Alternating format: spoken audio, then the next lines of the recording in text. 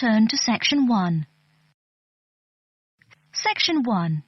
You will hear a conversation between a housing agent and a college student who wants to rent a house.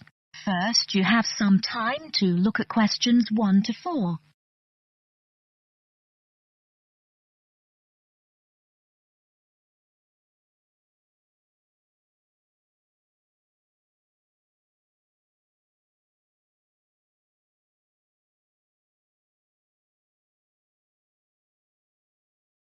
You will see that there is an example which has been done for you. On this occasion only, the conversation relating to this will be played first. Good afternoon and welcome to Habitat Hunters. You must be Joseph. Yes, that's right. You said on the phone that I could come by at 2 o'clock. Sorry, I'm a little early. No problem at all. In Calgary's market, you have to move fast if you want a good apartment. Actually, I'd settle for almost anything. I've been here 10 days and the hotel is ruining me. My father has me on a strict budget. Sit right down here now, sir. Let's talk a little about the places before we go have a look. Now, we have 4 apartments available. Okay. Could you tell me more about those 4 apartments? Sure. The first one is on Beetle Road, just a block off campus.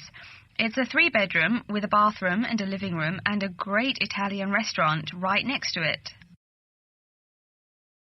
The agent says that the first apartment is a 3-bedroom apartment with a great Italian restaurant right next to it. So, restaurant has been written in the space. Now we shall begin. You should answer the questions as you listen, because you will not hear the recording a second time. Listen carefully and answer questions 1 to 4. Good afternoon and welcome to Habitat Hunters. You must be Joseph. Yes, that's right. You said on the phone that I could come by at 2 o'clock. Sorry, I'm a little early. No problem at all. In Calgary's market, you have to move fast if you want a good apartment. Actually, I'd settle for almost anything. I've been here 10 days and the hotel is ruining me. My father has me on a strict budget. Sit right down here now, sir. Let's talk a little about the places before we go have a look. Now, we have 4 apartments available. Okay. Could you tell me more about those 4 apartments? Sure. The first one is on Beetle Road, just a block off campus. It's a 3-bedroom with a bathroom and a living room and a great Italian restaurant right next to it. How much? Well, it's $435 a month, including internet and utilities. Okay, that sounds reasonable. Any drawbacks to the house? There's a really big garden, but it hasn't been taken care of over the years and is just too big to clean up nicely. That sounds okay. Tell me about the next option. The other 3-bedroom apartment is on Oakington Avenue on campus. It is right near the building where you have classes, and the kitchen and living room are newly furnished. Wow, that sounds like a pretty good option. Well, it is a cool apartment, but since it's a dormitory, the living room, bathroom, kitchen and washing machine are all shared. It would be nice not to have to buy living room furniture, though. And how much is this one? $400 per month for a bedroom with an air conditioner. For a bedroom without an air conditioner, you would pay less, $340 for it. Yikes. Even with the air conditioner, it sounds really inconvenient to have to share facilities. I'll never cook if I have to walk down the hall to use the kitchen. Yeah, that's true. Before you hear the rest of the conversation, you have some time to look at questions 5 to 10.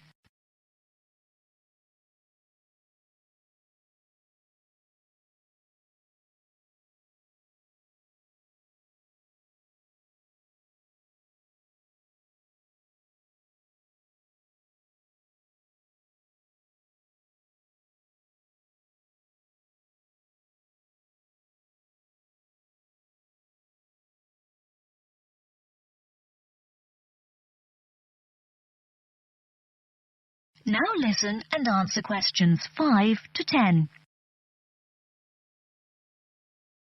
Anyway, the next place is a 2-bedroom on Mead Street.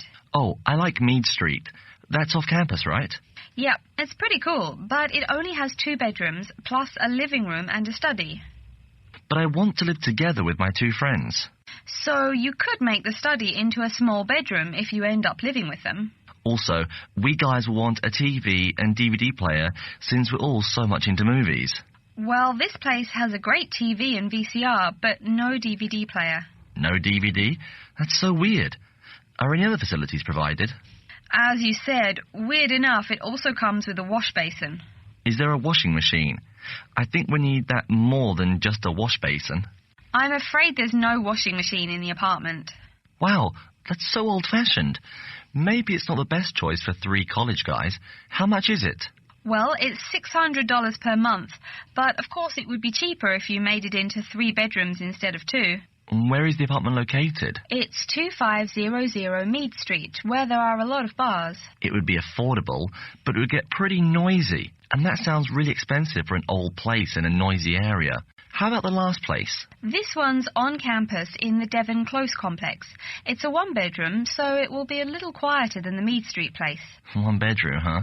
That could be good for focusing on my studies. What else does it have? It comes with a living room and a study, and includes a really nice lamp in the study that has a bunch of different settings. You know what else is cool?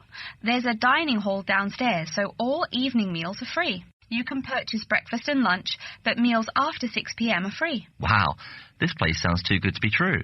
Is it really expensive? It's all right, $500 per month, but there's no bathroom. What? No bathroom? Well, there's no bathroom in the apartment, but there's one at the end of the hall. Thanks. I think now I just have to decide whether I want to live alone or not. Yeah, which one do you prefer? I think I'd choose either this apartment or the one on Beetle Road. Okay, you'd better think about it, and then you can contact me ASAP. Fine. Thanks for your help. You're welcome. That is the end of section 1. You now have half a minute to check your answers.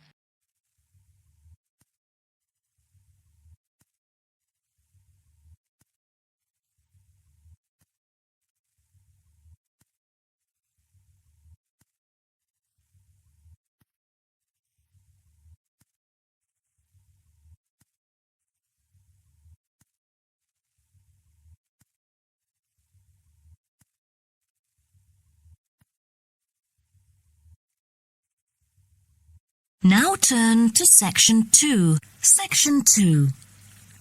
You will hear a guide talking to a group of visitors about a national park. First, you have some time to look at questions 11 to 16.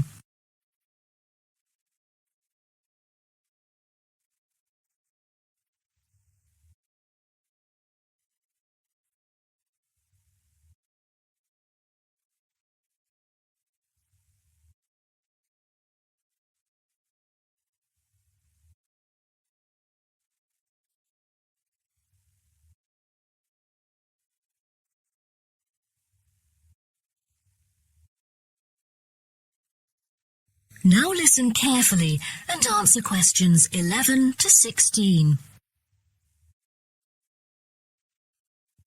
Welcome to Byron National Park. I am Jim Carson, your tour guide for the trip. First, I'd like to give you some basic information about the park. Covering 7,000 acres of land and spanning across 3 states, Byron National Park was established to protect the area's most spectacular scenic values. With unique geological features, natural history, and native plant and animal life, it is an ideal destination for recreation as well as research purposes. The park has a breathtaking waterfall connecting the longest river in the country, but it is most renowned for having the largest subtropical rainforest worldwide. There are many layers of tall, medium, and low vegetation growing with seasonal variations in the park. It is a place where the air seems green. Ardent hikers can find an awesome array of options here. Apart from the dense green rainforest, tourists can also hike along the mountain trail. Despite the stunning view, taking photos is not advised on the way up, I'm afraid, as one might get distracted and the narrow trail by the sheer cliff is quite dangerous. When you reach the top of the mountain, there is nothing better than having a picnic under the trees with your family. Accompanied mostly by wildlife, Walkers, as well as cyclists, may find the bush track a good choice for having a tranquil time to themselves. As your tour guide, I suggest that only expert hikers take the creek circuit, because its beautiful and inspiring scenery through the subtropical jungle is paralleled by its physical challenges. A list of transport is available within the park. Bicycles are a popular choice, as it is the most flexible way to get around. Electric trams are temporarily closed for maintenance. Boat trips down the river are an ideal way to spend a tranquil afternoon. Rest assured that transport within the park is covered in the bill. Extreme sports is another highlight of the park. There are, for adventurous grown-ups, especially those who are comfortable with having a racing heart, scary as it may sound, it is actually safe to participate in extreme sports under strict instructions and close supervision. Abseiling is available regardless of the weather. It is a fun way to overcome fear of heights, gain new skills, and get an adrenaline rush. Bungee jumping and paragliding are also available, except for during the summer. At this point, you might worry about meals here. Well, even though there is only one restaurant in the park at the moment, the variety of dishes is astonishing. There are 2 meals included in the price. Just get your meal ticket at the reception before dining. Also, there is no need to make reservations or worry about availability, since there are plenty of tables. Before you hear the rest of the talk, you have some time to look at questions 17 to 20.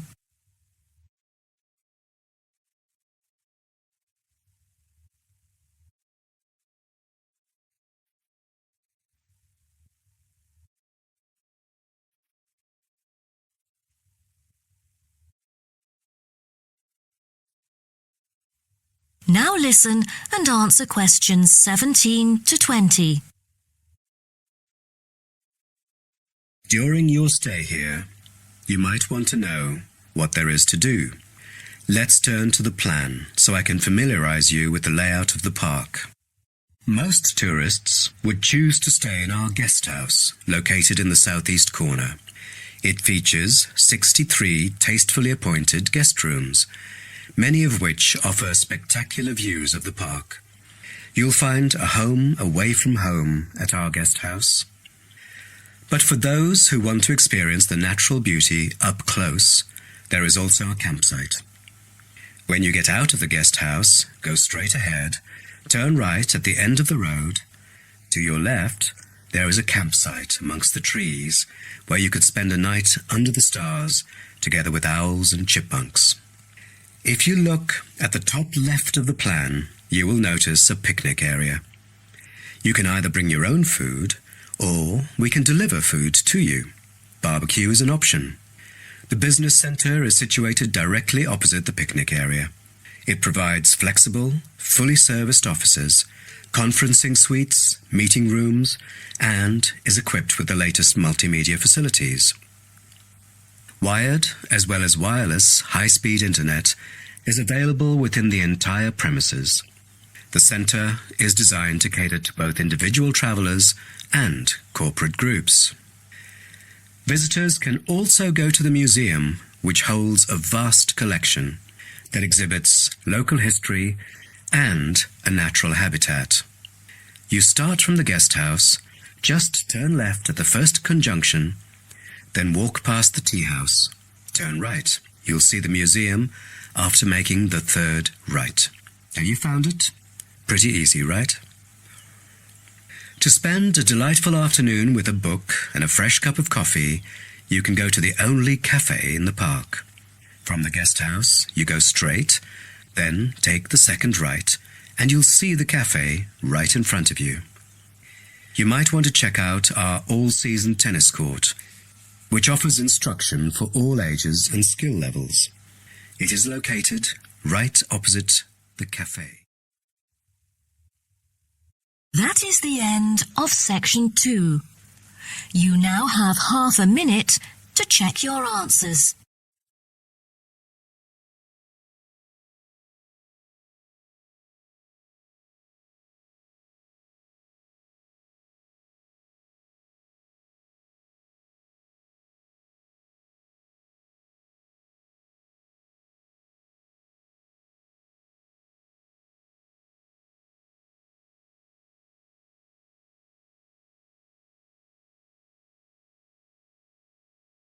Now turn to Section 3.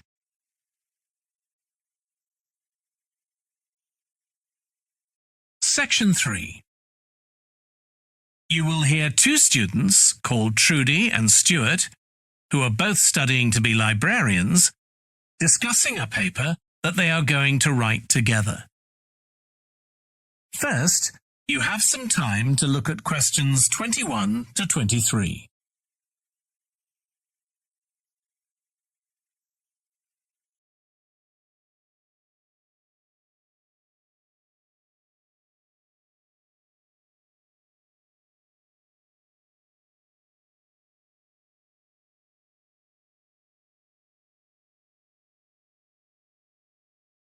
Now listen carefully and answer questions 21 to 23. OK, Stuart, we need to start planning our paper on public libraries. Have you thought of an angle yet? Well, there's so much we could look into. How libraries have changed over the centuries, for instance, or how different countries organise them. What do you think, Trudy? Maybe we should concentrate on this country and try and relate the changes in libraries to external developments, like the fact that far more people can read than a century ago, and that the local population may speak lots of different languages. We could include something about changes in the source of funding too. Yes, but remember we're only supposed to write a short paper, so it's probably best if we don't go into funding in any detail. Right. Well, shall we just brainstorm a few ideas to get started? OK. We obviously need to look at the impact of new technology, particularly the internet. Now that lots of books have been digitalised, people can access them from their own computers at home. And if everyone did that, libraries would be obsolete. Yes. But the digitalised books that are available online for free are mostly out of copyright, aren't they? And copyright in this country lasts for 70 years after the author dies. So you won't find the latest bestseller or up-to-date information. That's an important point. Anyway, I find it hard to concentrate when I'm reading a long text on a screen. I'd much rather read a physical book. And it takes longer to read on a screen. Oh, I prefer it. I suppose it's just a personal preference. I expect the libraries will go on evolving in the next few years. Some have already become centres where community activities take place, like local clubs meeting there. I think that'll become even more common. I'd like to think so. And that they'll still be serving their traditional function, but I'm not so sure. There are financial implications after all. What I'm afraid will happen is that books and magazines will all disappear and there'll just be rows and rows of computers. They won't look anything like the libraries we're used to. Well, we'll see. Before you hear the rest of the discussion, you have some time to look at questions 24 to 30. Before you hear the rest of the discussion, you have some time to look at questions 24 to 30.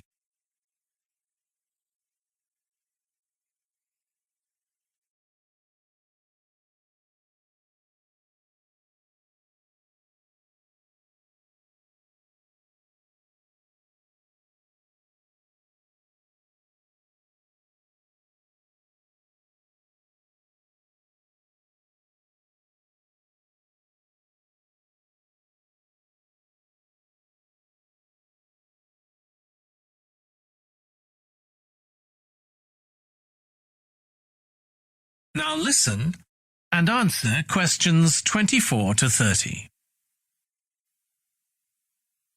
I've just had an idea. Why don't we make an in-depth study of our local public library as background to our paper? Yes, that'd be interesting. And raise all sorts of issues. Let's make a list of possible things we could ask about, then work out some sort of structure. For instance, we could interview some of the staff and find out whether the library has its own budget or if that's controlled by the local council. And what their policies are. I know they don't allow food, but I'd love to find out what types of noise they ban. There always seems to be a lot of talking, but never music. I don't know if that's a policy or it just happens. I've often wondered. Then there are things like how the library is affected by employment laws. I suppose there are rules about working hours, facilities for staff and so on. Right. Then there are other issues relating to the design of the building and how customers use it.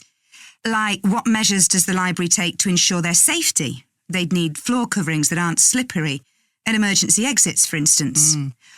Oh, and another thing, there's the question of the kind of insurance the library needs to have, in case anyone gets injured. Yes, that's something else to find out. You know something I've often wondered? What's that?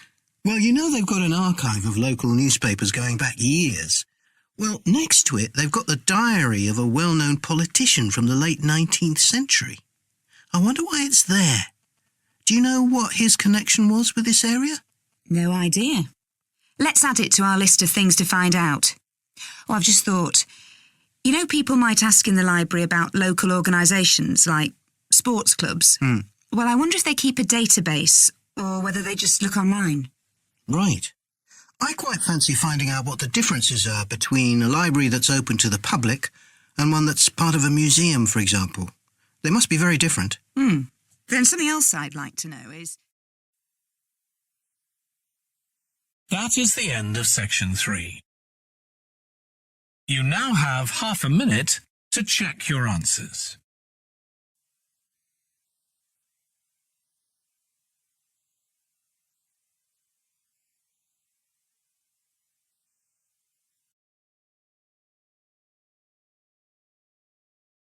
Section 4. You will hear part of a lecture about leadership introducing a theory called self-regulatory focus theory. First, you have some time to look at questions 31 to 40.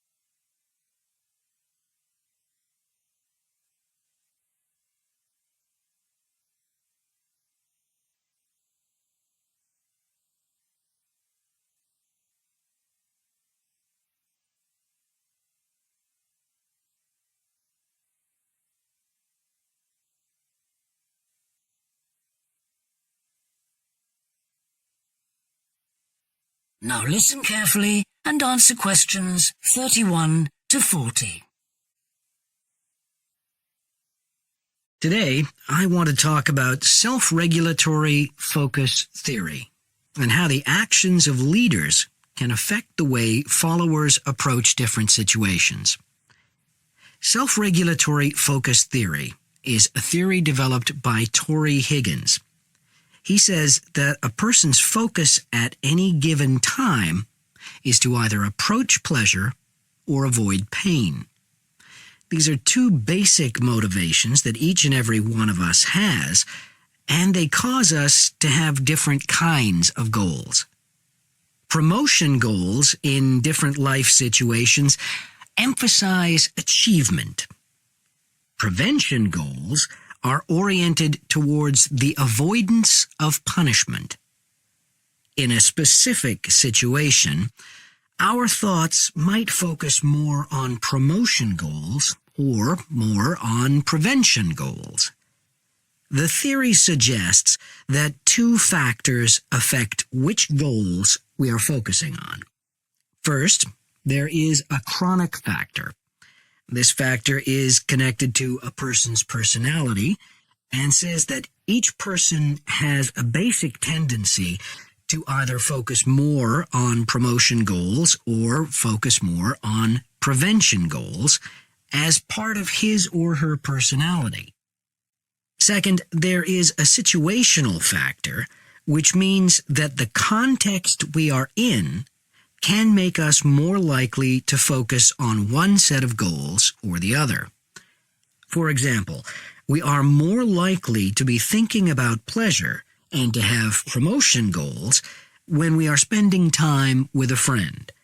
In contrast, if we are working on an important project for our boss, we are more likely to try to avoid making mistakes and therefore have more prevention goals in our mind. Research has shown that the goals we are focusing on at a given time affect the way we think. For example, when focusing on promotion goals, people consider their ideal self, their aspirations and gains. They don't think about what they can lose, so they think in a happier mode.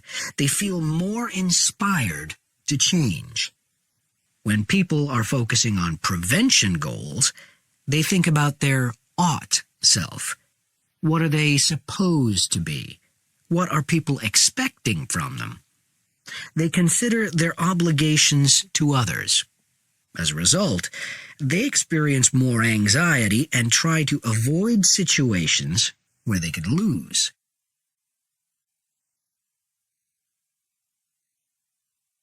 Now that I have talked about the two focuses and how they affect people, I want to look at the idea that the way leaders behave, or their style of leading, can affect the focus that followers adopt in a specific situation. In talking about leadership, we often mention transformational leaders and transactional leaders. Transformational leaders, when interacting with their followers, focus on their development. In their words and actions, transformational leaders highlight change. Their speech is passionate and conveys a definitive vision. All of these things can encourage followers to think about what could be. In other words, they inspire a promotion focus in their followers. In contrast, transactional leaders focus on developing clear structures that tell their followers exactly what is expected of them. While they do explain the rewards people will get for following orders, they emphasize more how a follower will be punished, or that a follower won't get rewarded if his or her behavior doesn't change. In short, they emphasize the consequences of making a mistake. This emphasis will clearly lead followers to focus on avoiding punishment and problems. This is clearly a prevention focus. In conclusion, it is important to understand that one focus is not necessarily better than the other one.